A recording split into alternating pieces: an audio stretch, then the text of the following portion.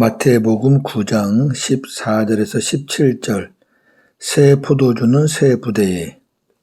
그때에 요한의 제자들이 예수께 나와 이르되 우리와 바리새인들은 금식하는데 어찌하여 당신의 제자들은 금식하지 아니하나이까? 예수께서 그들에게 이르시되 혼인집 손님들이 신랑과 함께 있을 동안에 슬퍼할 수 있느냐? 그러나 신랑을 빼앗길 날이 이르리니 그때에는 금식할 것이니라. 생배 조각을 낡은 옷에 붙이는 자가 없나니 이는 기운 것이 그 옷을 당기어 헤어짐이 더하게 됨이요 새 포도주를 낡은 가죽 부대에 넣지 아니하나니 그렇게 하면 부대가 터져 포도주도 쏟아지고 부대도 버리게 됨이라.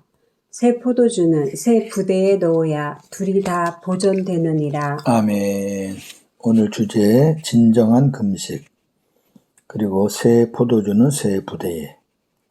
14절 15절이 진정한 금식입니다. 금식에 대해서는 마태복음 6장 16절 18절에서 강의했으니 오늘은 보충해야 할 부분만 나누겠습니다. 유대인들은 1년에 한 번 7월 10일 대속죄일에 금식하였습니다. 레위기 23장 27절 28절. 일곱째 달 여흘날은 속죄일이니 너희는 성회를 열고 스스로 괴롭게 하며 여호와께 화제를 드리고 이날에는 어떤 일도 하지 말 것은 너희를 위하여 너희 하나님 여호와 앞에 속죄할 속죄일이 됨이니라. 아멘. 스스로 괴롭게 한다는 게 금식한다는 의미입니다. 1년에 한 번 그렇게 정해진 금식일입니다. 그 후 포로기 이후에는 국가적 순환을 기념하며 연 4회 금식하였습니다.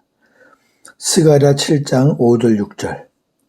온 땅의 백성과 제사장들에게 이르라. 너희가 70년 동안 다섯째 달과 일곱째 달에 금식하고 애통하였거니와 그 금식이 나를 위하여 한 것이냐. 너희가 먹고 마실 때에 그것을 너희를 위하여 먹고 너희를 위하여 마시는 것이 아니냐. 아멘. 바빌론 포로 생활 70년 동안 이스라엘 백성들은 금식을 했습니다. 나라를 잃은 그 마음으로. 근데 하나님이 지금 뭐라 그러시냐면 그 금식을 나를 위해서 했느냐 너희를 위해서 했느냐 지적하시는 거죠. 금식 끝나면 또 그냥 먹고 마시고, 진정한 금식의 의미가 없었다고 말이죠. 그런데 스가랴 8장 19절에 아주 놀라운 말씀이 있습니다. 만군의 여호와가 이같이 말하노라. 넷째 달의 금식과 다섯째 달의 금식과 일곱째 달의 금식과 열째 달의 금식이 변하여 유다 족속에게 기쁨과 즐거움과 희락의 절기들이 되리니 오직 너희는 진리와 화평을 사랑할지니라. 아멘. 굉장히 중요한 말씀입니다. 네 번이죠. 넷째 달, 다섯째 달, 일곱째 달, 열째 달. 1년에 4번 했습니다. 그런데 이것이 변한대요. 어떻게 변해요? 유다 족속에게, 하나님의 백성들에게 기쁨과 즐거움과 희락으로 바뀐대요. 이건 무엇을 의미하죠? 복음 안에서의 진리와 화평을 누리는 걸 말합니다. 그러니까 구약의 이 금식 이런 절기들도 예수 그리스도 안에, 복음 안에서는 다 바뀌는 겁니다. 이 스가랴 8장 19절은 금식에 대한 복음을 예고하고 있습니다. 신약시대의 유대인들은 일주일에 월요일과 목요일 2번씩 금식하였는데, 월요일은 모세가 시내산에서 내려온 날을, 목요일은 모세가 시내산에 올라간 날을 기념해서 금식했습니다. 이거 뭐냐면요, 모세가 시내산에서 40일 동안 금식했잖아요. 그 10계명, 하나님의 계명 받을 때.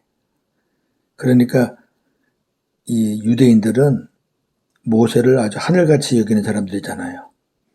모세는 40일 동안 금식했는데 우리라도 그렇게 못해도 모세가 산에 올라간 날 그리고 산에서 내려온 날 그 요일 그렇게 해가지고 일주일에 2번 한 겁니다. 출애굽기 34장 28절.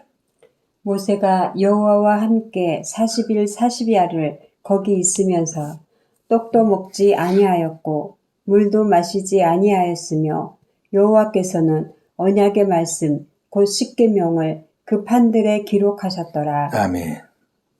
그 자기들이 만들어낸 금식이지 하나님께서 하라고 하신 거 아닙니다. 예수님도 공생애를 시작하시기 전 광야에서 40일간 금식하셨습니다. 마태복음 4장 1절 2절. 그때에 예수께서 성령에게 이끌려 마귀에게 시험을 받으러 광야로 가사 40일을 밤낮으로 금식하신 후에 줄이신지라. 아멘. 예수님이 40일간 금식하셨으니까 우리도 40일간 금식하자. 이거는 대단히 위험한 발상입니다. 예수님의 금식은 공생애를 위한 우리의 죄를 대신 지시고 십자가에서 죽으시는 그 여정을 위한 40일 금식입니다.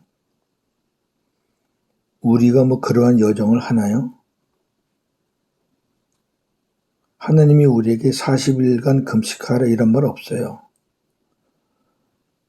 전에도 말씀드렸지만 1년에 한 번 금식하라 했고 에스더 같은 사람은 3일간 금식했죠.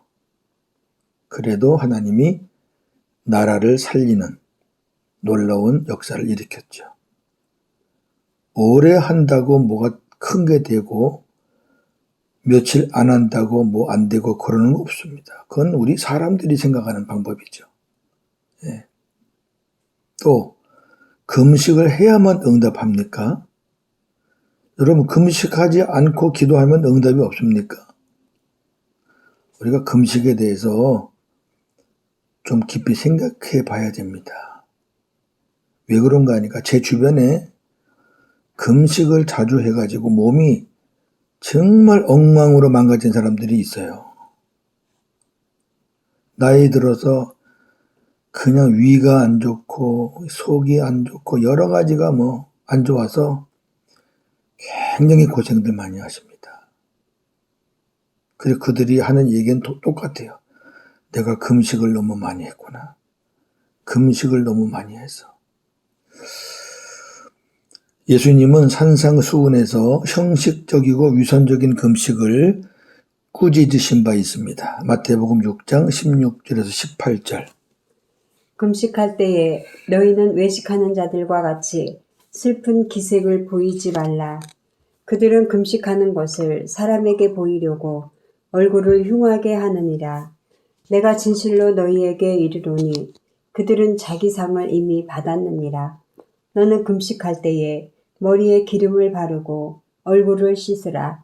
이는 금식하는 자로 사람에게 보이지 않고 오직 은밀한 중에 계신 내 아버지께 보이게 하려 함이라.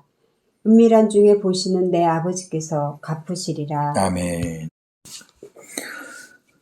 이 본문은 전에 마태복음 6장 강해할 때 한 것이기 때문에 생략을 하지만 형식적인 위선적인 금식은 하지 말라는 거죠. 네. 하나님이 금식 자체를 부정하신 건 아닙니다. 네, 금식은 하되 올바른 금식을 하라는 거죠. 그 부분에 대해서는 결론에서 말씀드릴게요. 자, 오늘 본문에서는 세례 요한의 제자들이 예수님께 나와서 우리와 바리새인들은 금식하는데 당신의 제자들은 왜 금식하지 않습니까? 하고 물었습니다. 이들이 질문한 실질적인 의도는 제자를 빙자해서 예수 당신은 왜 금식하지 않느냐 그런 뜻입니다. 이들은 율법주의자인 바리새인을 끌어들여 예수님과 제자들을 비난하고 있습니다. 이들이 하는 말 잘 보세요. 우리와 바리새인들은 그렇게 말하잖아요. 세례 요한의 제자들이 바리새인과 한 통속이라고 말하는 것은 세례 요한과 세례 요한의 제자들이 율법의 사람이었음을 보여주는 겁니다. 세례 요한은 예수님 앞서서 예수님의 길을 준비한 사람이지, 세례 요한은 율법의 마지막 사람이에요. 복음은 예수님부터 시작되는 겁니다. 그 말씀이 마태복음 11장 13절 14절입니다. 모든 선지자와 율법이 예언한 것은 요한까지니 만일 너희가 즐겨 받을진대 오리라 한 엘리야가 곧 이 사람이니라. 아멘. 예. 율법은 요한까지다 그랬잖아요. 세례 요한은 예수님에 대해 어느 정도는 알았어요. 그러나 완전히 알지는 못했습니다. 그래서 요한은 제자를 보내어 예수님이 하나님이 보내신 메시아인지 알아보라고 했습니다. 누가복음 7장 19절 20절. 요한이 그 제자 중 둘을 불러 주께 보내어 이르되 오실 그이가 당신이 오니이까 우리가 다른 일을 기다려 오리이까 하라 하매 그들이 예수께 나아가 이르되 세례 요한이 우리를 보내어 당신께 여쭈어보라고 하기를 오실 그이가 당신이 오니이까 우리가 다른 일을 기다려 오리이까 하더이다 하니. 아멘. 그렇죠. 세례 요한이 예수님에 대해서 100% 확신하지는 않아요. 자, 이제 오늘 본문 이어갑니다. 예수님께서 세례 요한의 제자들의 질문을 듣고 이르시기를 혼인집 손님들이 신랑과 함께 있을 동안에 슬퍼할 수 있느냐? 지금 잔치를 하는데. 그러나 신랑을 빼앗길 날이 이르리니 그때에는 금식할 것이다 고 말씀하셨습니다. 이는 신랑이신 예수님과 함께 있으면 즐거워해야지 금식하며 슬퍼할 수 있느냐? 그러나 신랑과 이별할 때가 올 것인데 그때가 되면 슬픔에 잠겨 금식할 것이다는 말씀입니다. 여기 신랑과 이별할 때는 예수님께서 십자가에서 고난 받으실 때를 의미하는 것입니다.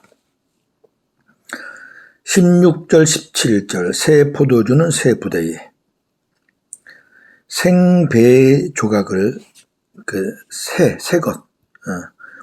새로운 배 조각을 낡은 옷에 붙이면 기운 것이 그 옷을 당김으로 인해 더 많이 헤어져서 입을 수 없게 됩니다. 새 포도주를 낡은 가죽 부대에 넣으면 부대가 터져서 버리게 되고 포도주도 쏟아져서 먹을 수 없게 됩니다.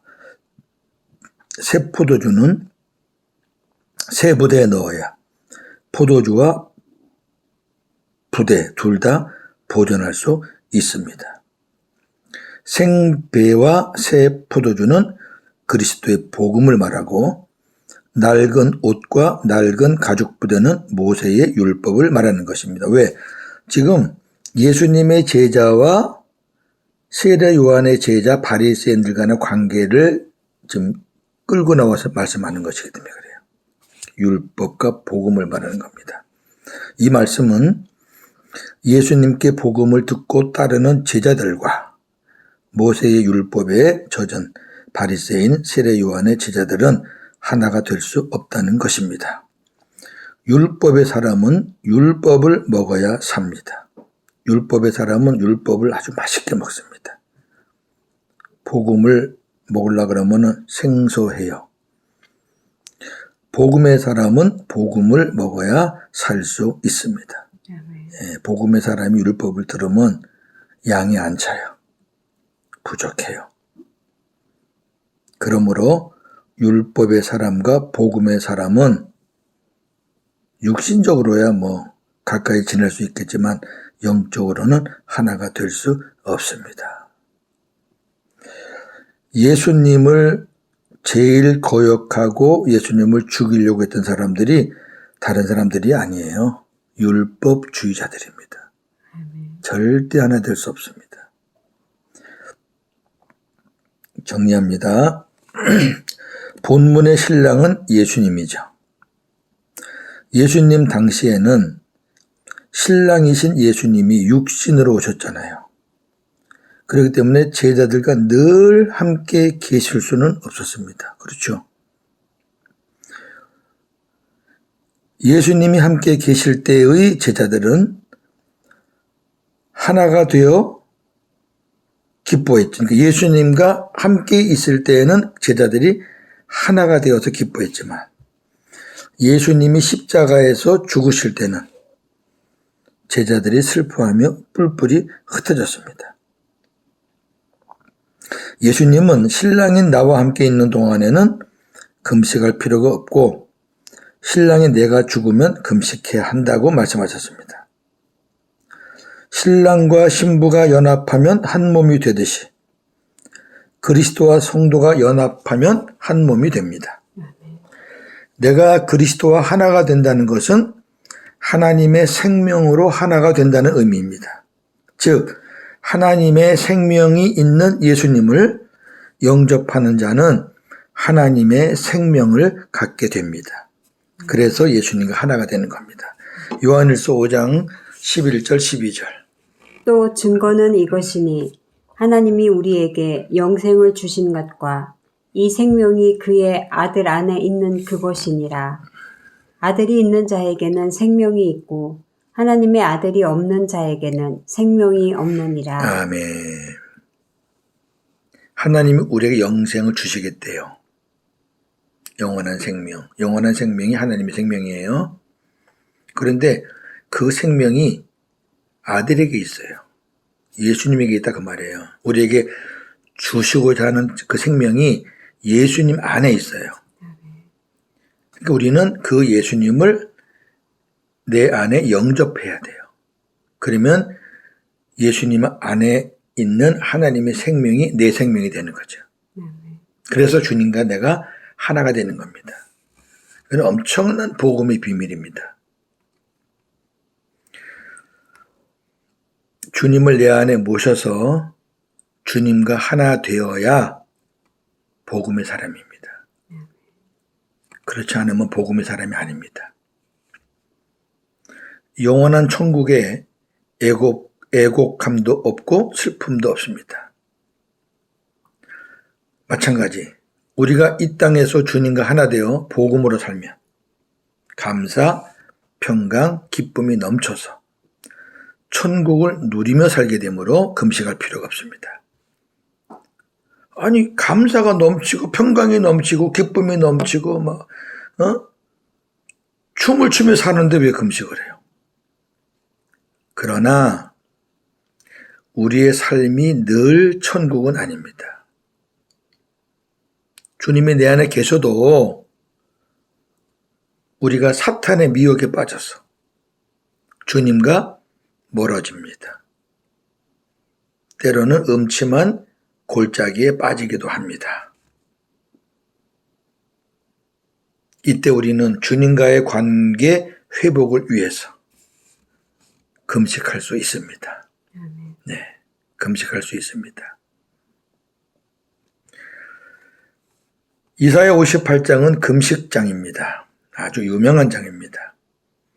이사야 58장에 대해서 전에 말씀을 드렸지만 다시 간단하게 정리하면 이것입니다.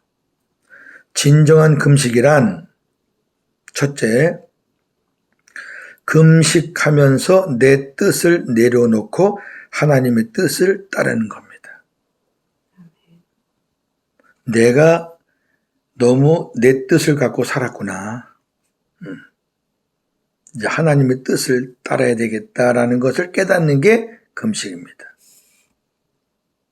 영적으로 말하면 세상 것에 대한 욕심을 내려놓는 겁니다. 우리는 세상 것에 탐심을 갖고 있잖아요. 막 이것도 먹고 저것도 먹고 이것도 취하고 그런 것들을 내려놓는 것을 금식으로 우리가 받을 수 있습니다. 영적으로. 두 번째 의미는 금식하며 다른 사람의 어려움과 아픔에 동참하라는 것입니다. 내가 금식해 보니까 가난하고 못 먹고 어려운 사람이 참 힘든 삶을 살고 있구나.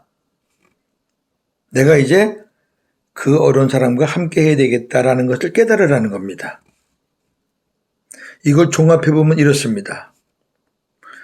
육적인 것을 금식하며, 우리가 금식은 음식을 끊는 거잖아요. 그러면서 뭘로 채우느냐? 영적인 것으로 채우는 겁니다. 하나님의 은혜로 채우는 겁니다. 그리고 옛날에는 육적인 것을 가지고 그냥 욕심스럽게 내가 먹고 살았는데 이제는 육적인 것으로 하나님과 이웃을 사랑하는 것이 진정한 금식이라는 겁니다. 그러니까 세상의 것을 단절하면서 무슨 은혜를 받는 거냐? 세상의 것으로 먹고 살았는데 이제는 하나님의 은혜로 먹고 살아야 되겠다. 그리고 그 하나님의 은혜로 내가 갖고 있는 것들 가지고 하나님을 사랑하고 이웃을 사랑하는데 내가 동참해야 되겠다. 그렇게 될 때 그 사람의 금식이 진정한 금식이라는 것입니다. 할렐루야. 이러한 금식을 하는 저와 여러분 되기를 주님의 이름으로 축원하며 오늘도 복음으로 승리하는 저와 여러분 되기를 다시 한번 주님의 이름으로 축원합니다. 아멘. 하나님 감사합니다.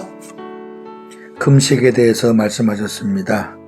진정한 금식은 내 뜻을 내려놓고 하나님의 뜻을 따르고자 하는 마음, 그리고 다른 사람의 어려움과 아픔에 동참하고자 하는 마음을 갖는 금식, 그것이 진정한 금식이라고 하셨습니다. 우리가 금식을 며칠 했다 이렇게 자랑을 합니다만 그 며칠 했다라고 자랑하기보다는 그만큼 오래 한 만큼 내가 얼마나 하나님의 뜻을 따르며 연약한 이웃을 섬기고 있는지를 먼저 생각하기를 원합니다. 하나님, 신랑과 함께 있을 때에는 기쁨이 넘치니 감사가 넘치니 금식할 필요가 뭐가 있겠습니까? 그러나 우리가 연약해서 넘어질 때 있습니다. 음침한 골짜기로 떨어질 때 있습니다. 그때는 우리가 주님과의 관계 회복을 위해서 하나님 앞에 금식할 수 있습니다. 하나님, 오늘 율법과 복음에 관한 말씀을 들었습니다. 율법의 사람은 율법을 먹어야 배부르고 복음의 사람은 복음을 먹어야 배부릅니다. 하나님, 옛날에는 율법을 먹을 때 참 좋았습니다. 그러나 지금은 복음을 먹어야 행복합니다. 계속해서 내 안에 계시는 주님이 주시는 복음을 먹고 마시며 성령의 능력의 은혜로 그렇게 살기를 원합니다. 주님이 내 안에 오셔서 주님과 하나됨을 진심으로 감사를 드립니다. 오늘도 복음으로 승리하는 하루가 되게 하여 주시옵소서. 예수님의 이름으로 기도하옵나이다. 아멘.